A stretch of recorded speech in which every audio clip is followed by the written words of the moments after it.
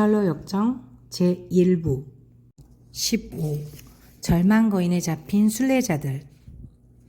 내가 봄에 그들이 길을 가다가 쾌적한 강가에 이르렀는데 다윗왕은 이 강을 가리켜 하나님의 강이라고 불렀고 요한은 생명수의 강이라 불렀다. 강둑을 따라 길을 걸으면서 크리스천과 그의 동료는 큰 기쁨을 느꼈다. 그들은 강물을 마시기도 했는데 그 물맛은 아주 시원해서 그들의 지친 마음에 활기를 주었다. 한편 이 강 양편에는 각종 열매를 맺는 푸른 나무들이 서 있었는데 그 잎사귀들은 배탈을 예방하고 여행으로 인해 피가 불결해진 자들이 자칫 걸리기 쉬운 각종 질병들을 막아주므로 그들은 이 잎들을 따서 먹었다. 또 강 양편에는 아름답고 탐스러운 백합화들이 피어있는 초원이 있었는데 그 초원은 사시사철 푸른빛을 잃지 않았다. 그들은 이 초원에 누워 잠을 잤다.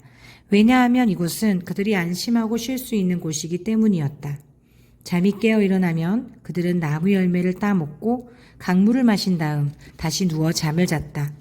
이렇게 그들은 며칠 밤낮을 지냈다. 거기서 그들은 다음과 같이 노래했다. 보라, 수정 같은 강물이 흐르는 모습을. 이 강물은 순례자들을 위로하기 위해 대로를 따라 흐르도다. 푸르른 초원은 향기로운 내음을 풍기며 그들을 위해 진미를 내도다. 이 나무들에서 나는 감미로운 열매와 잎사귀들을 보면 누구라도 자기의 것을 다 팔아 이 밭을 사리라. 아직 여행이 끝나지 않았으므로 계속 길을 가기로 결심한 그들은 열매와 잎을 먹고 강물을 마신 뒤 길을 재촉하였다. 이제 내가 꿈에서 보니 그들이 얼마 가지 않아 강과 강이 갈라지는 곳이 나타났다. 여기서 그들은 적잖이 실망했지만 길을 벗어나려 하지는 않았다. 그런데 강에서 멀어지면 멀어질수록 길은 더 험해졌고 그들의 발은 여행으로 인해 부르텄다. 순례자들의 마음도 길로 인해 매우 낙심되었다. 그들은 계속 나아가면서 길이 더 좋아지기를 바랬다. 그러다가 그들 앞쪽으로 초원 하나가 나타났는데 이 초원은 길 왼편에 있었으며 그리로 들어가는 층계식 문도 하나 있었다. 이 초장은 곁길 초원이라 불리는 곳이었다. 크리스천이 그의 친구에게 말했다. 만약 이 초원이 우리 길을 따라 놓여 있다면 그 안으로 들어가서 가는 게 어떻겠소? 크리스천이 계단식 문에 올라가서 보니 울타리 건너편에도 길을 따라 난 오솔길이 있었다.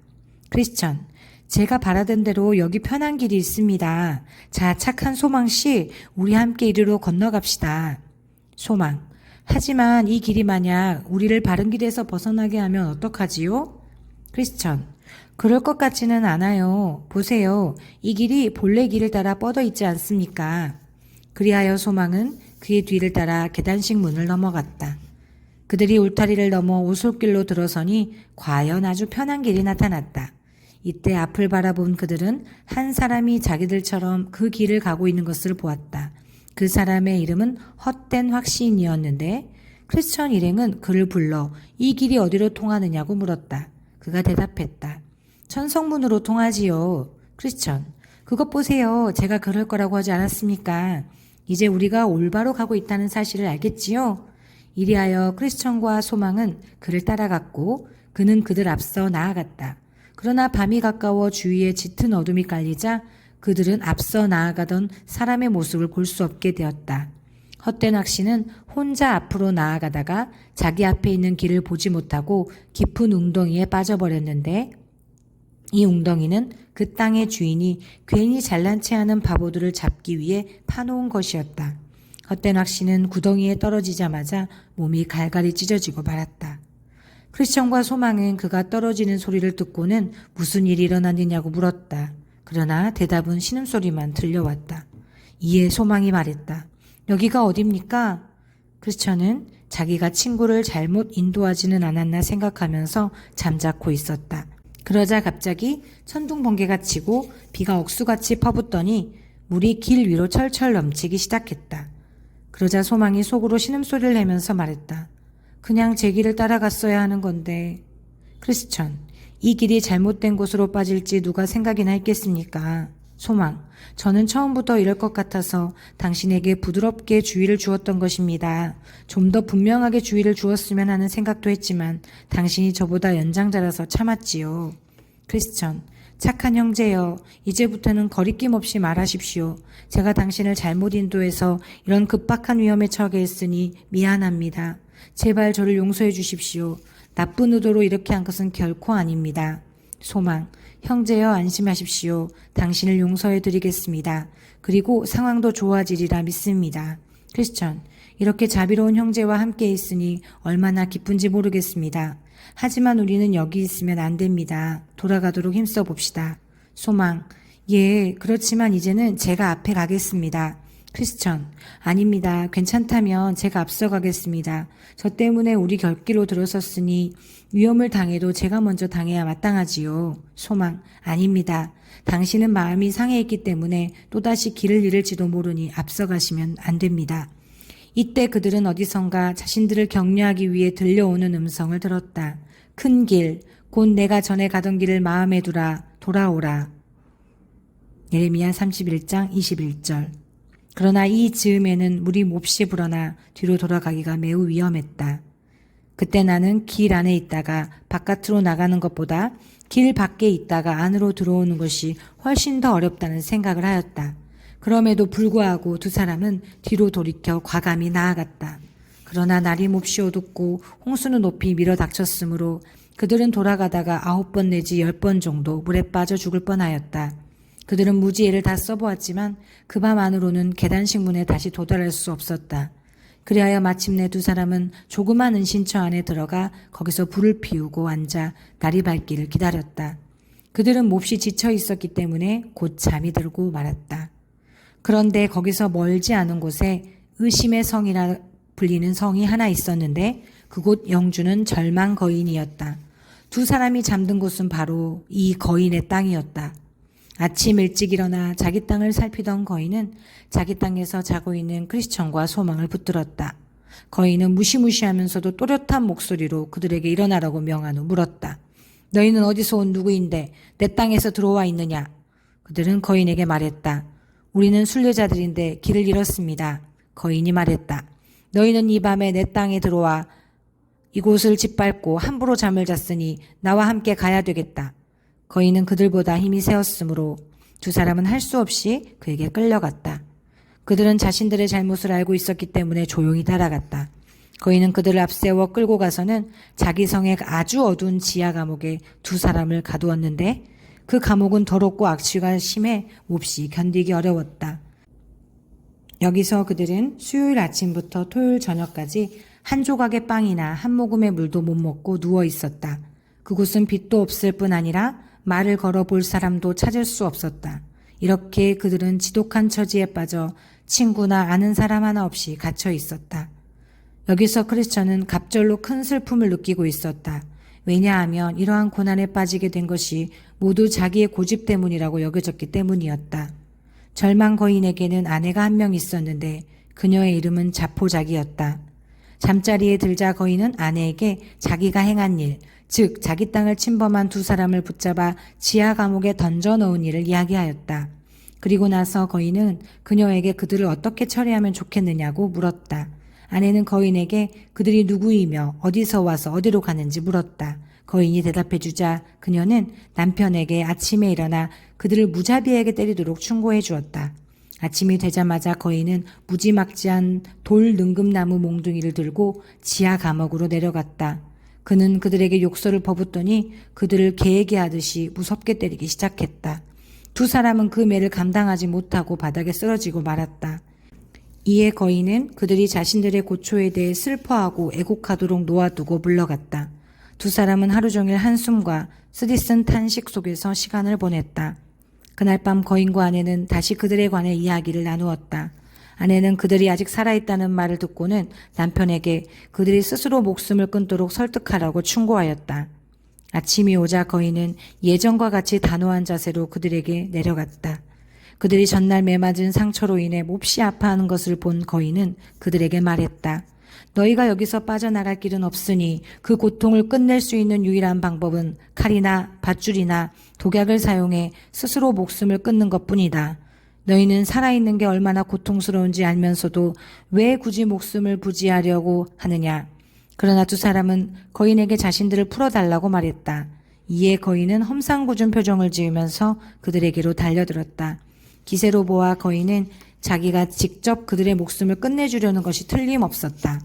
그러나 갑자기 발작이 일어나 거인은 화창한 날이면 때때로 발작을 일으키곤 했다. 잠시 동안 손을 쓸 수 없게 되자 거인은 예전처럼 자기 처소로 물러갔다. 그러자 옥에 갇힌 두 사람은 거인의 권유를 따라야 좋을지 따르지 말아야 좋을지 서로 의논하기 시작했다. 크리스천, 형제여, 우리가 어떻게 해야 할까요? 우리가 지금 살고 있는 삶은 비참하기 짝이 없습니다. 저로서는 이렇게 계속 살아야 좋을지 아니면 스스로 목숨을 끊어야 좋을지 알 수가 없군요. 이러므로 내 마음이 뼈를 깎는 고통을 겪느니 차라리 숨이 막히는 것과 죽는 것을 택하리이다. 욥기 7장 15절. 이 지하 감옥보다는 무덤이 제게 더 편하겠어요. 거인의 말을 따르도록 할까요? 소망. 참으로 우리의 현재 형편은 비참하기 이를 데 없습니다. 들었어도 이렇게 영원토록 사느니 차라리 죽는 편이 더 낫겠어요. 하지만 우리 한번 곰곰이 생각을 해봅시다. 우리가 가고자 하는 나라의 주님께서는 살인하지 말라고 명하셨습니다. 우리는 결코 다른 사람을 살해해서는 안 됩니다. 하물며 우리가 거인의 권유대로 우리 자신을 죽이는 일은 결코 할 수 없습니다. 뿐만 아니라 다른 사람을 죽이는 자는 그의 몸만 죽이는 셈이지만 자기 자신을 죽이는 자는 자기의 몸과 영혼을 동시에 죽이는 셈이 됩니다. 형제여, 당신은 무덤이 편할 거라고 말했지만 살인자가 가는 곳은 필경 지옥이라는 사실을 잊으셨습니까? 살인자에게는 영생이 없습니다. 이제 또다시 생각을 해봅시다. 모든 법이 절망 거인의 손에 쥐어져 있는 것은 아닙니다. 내가 듣기에 우리 말고도 여러 사람들이 거인에게 붙잡혔었지만 그의 손에서 빠져나온 사람도 많이 있다고 하였습니다. 누가 합니까? 세상을 지으신 하나님께서 혹시 절망 거인을 죽게 하시거나 거인이 아무 때든 옥에 자물쇠 채우는 일을 잊거나 조만간 그가 우리 앞에서 다시 발작을 일으켜 사지를 못 쓰게 되는 일이 생길는지요. 만약 거인이 다시 우리 앞에서 발작을 일으킨다면 저는 용기를 내어 어떻게 해서든 도망칠 작정입니다. 어리석게도 아까 그러지 못한 것이 너무나 후회스럽습니다. 하지만 형제여, 조금만 더 참고 기다려봅시다. 우리가 즐겁게 풀려날 날이 올지도 모르니까요. 부디 살인자는 되지 맙시다. 소망은 이러한 말로 자기 형제의 마음을 가라앉혀 주었다. 그리하여 그들은 어둠과 슬픔과 괴로움 속에서 또 하루를 보냈다. 저녁 때가 되자 거인은 갇힌 자들이 자기 권유대로 했는지 알아보기 위해 다시 지하 감옥으로 내려왔다. 그러나 그들은 모두 아직 살아있었다. 두 사람은 빵 한 조각, 물 한 모금 먹지 못한 데다 심하게 맞아 크게 다친 탓에 간신히 숨만 쉬고 있었지만 분명히 살아있었다. 그들이 살아있는 것을 본 거인은 격노하며 말했다. 너희가 내 권고를 무시하였으니 태어나지 않는 것만 못하게 만들어주리라. 이 말에 두 사람은 몸을 덜덜 떨었는데 내가 보니 크리스천은 기절한 듯하였다. 그러나 잠시 후 다시 정신을 차린 크리스천은 그들이 조금 전에 거인의 권유를 따라야 할 것인지 말아야 할 것인지에 관해 의논했던 사실을 상기했다. 이제 크리스천이 다시 망설이는 빛을 보이자 소망이 재차 그에게 격려의 말을 하였다. 소망, 형제여, 당신은 여기까지 오면서 얼마나 용감하게 행동하였습니까? 아볼론이 당신을 무너뜨릴 수 없었고 사망의 음침한 골짜기에서 당신이 보고 듣고 느낀 그 어떤 것들도 당신을 막을 수 없었습니다. 당신은 지금껏 얼마나 많은 역경과 공포와 경악스러운 일들을 겪어왔습니까? 그런데 이제 당신은 두려워하고만 있을 것입니까? 당신도 보다시피 천성적으로 훨씬 약한 저도 당신과 함께 이 지하 감옥에 갇혀 있습니다. 저도 당신처럼 거인에게 매를 맞았고 음식을 못 먹었고 또 캄캄한 암흑 속에서 신음하고 있습니다. 그러니 조금만 더 참아봅시다. 당신이 허영의 시장에서 얼마나 사나이답게 행동했는지 기억해 보세요. 거기서 당신은 쇠사슬이나 철창, 심지어 처절한 죽음까지도 두려워하지 않았습니다. 그러니 그리스도인답지 못한 수치를 드러내지 말고 할 수 있는 한 끝까지 참아봅시다. 밤이 되매 거인은 다시 그의 아내와 함께 잠자리에 들었다. 아내는 거인에게 갇힌 자들이 그의 권유를 따랐는지 물어보았다. 거인이 대답했다. 그 자들은 지독한 고집불통들이야. 스스로 목숨을 끊느니 모든 고생을 참고 견디겠다는 거야. 그러자 아내가 말했다. 내일 그들을 성뜰로 끌어내어 당신이 처치한 자들의 뼈와 해골을 보여주도록 하세요. 그리고 한 주일 이내에 그들도 자기네 동료들처럼 갈갈이 찢기게 될 거라고 알려주세요. 아침이 되자 거인은 다시 감옥으로 내려가 두 사람을 끌고 성뜰로 나갔다. 그리고 아내가 말한 대로 그들에게 뼈를 보여주며 말했다. 이 뼈의 인자들도 한때 너희처럼 순례자들이었다. 그들도 너희처럼 내 땅에 침범했었기에 내가 갈갈이 찢어주었다. 이제 너희도 열흘 안에 이런 꼴이 될 것이다. 자, 다시 토굴 안으로 들어가거라. 그리고 나서 거인은 그들이 감옥으로 돌아갈 동안 내내 그들을 때렸다. 그들은 예전처럼 토요일을 온종일 탄식하면서 보냈다. 밤이 오자 잠자리에 든 절망 거인과 그 아내 자포자기는 갇힌 자들에 관해 다시 의논하기 시작했다. 늙은 거인은 자기의 매질과 권유가 그들을 죽음에 이르게 하지 못할까봐 걱정하였다. 그러자 거인의 아내가 대답했다. 혹시 누군가가 와서 자기네들을 구출해 주거나 도둑이라도 들어와서 그 덕분에 탈출할 기회를 얻고자 하는 게 아닐까요? 거인이 말했다. 그렇다면 여보, 내가 아침에 그들을 한번 다그쳐 보리다. 토요일 한밤중쯤 되었을 때 두 사람은 기도를 하기 시작하였는데 그 기도는 거의 날이 셀 때까지 계속되었다. 아침이 되기 직전에 착한 크리스천은 반쯤 놀란 표정으로 갑자기 격렬하게 말을 토하기 시작했다. 아이고, 내가 멍청이지. 자유롭게 도망칠 길이 있었는데도 그동안 이 악취나는 토굴에 갇혀 있었다니. 제 가슴에 약속이라 불리는 열쇠가 하나 있는데 그 열쇠는 의심성에 있는 모든 자물쇠를 열 수 있다고 들었습니다. 소망이 말했다. 그거 참 반가운 소식이군요. 착한 형제여, 어서 그 열쇠를 꺼내 열어봅시다. 이에 크리스천은 가슴에서 열쇠를 꺼내 감옥문을 열기 시작했다. 그가 열쇠를 넣어 돌리자 자물쇠 고리가 빠지면서 문이 열렸다. 크리스천과 소망은 옥을 빠져나와 성뜰로 통하는 바깥문까지 왔다. 이 문도 크리스천의 열쇠로 쉽게 열렸다. 마지막으로 그들은 철로 된 성문에 이르렀는데 성문의 자물쇠는 매우 단단하였지만 그 문도 열쇠로 열 수 있었다. 그들은 재빨리 탈출을 하기 위해 성문을 급히 열어젖혔다. 그러나 성문이 열리면서 나는 삐그덕 소리에 그만 절망 거인이 잠에서 깨어나고 말았다. 거인은 자기의 포로들을 뒤쫓으려고 급히 일어났지만 다시 발작이 일어나는 바람에 사지를 움직일 수가 없었다. 이리하여 거인은 그들을 잡을 수 없었다. 성에서 도망친 두 사람은 다시 왕의 대로로 돌아왔다. 이제 그들은 거인의 관할권에서 벗어났으므로 안심할 수 있었다.